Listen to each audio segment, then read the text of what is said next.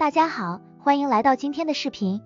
在这段时间里，我将带你们进入一个充满神秘色彩的世界，那就是道教。道教是中国古代的一种哲学和宗教，拥有超过2000年的历史。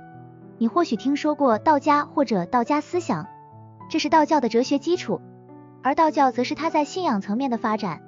道教崇尚道，这个道不仅仅是指一条路，而是宇宙的根本法则，是一切事物的源头。可能你会问，道教的核心是什么？这个问题其实没有那么复杂。道教讲求顺应自然，追求长生不老，乃至成仙得道。这听起来像是古代神话，但在道教中，修炼身体和心灵，保持平和的心态，才是真正的追求。通过这种方式，人们希望能与自然和谐共处。道教的起源可以追溯到春秋战国时期，那时候的老子写下了著名的《道德经》，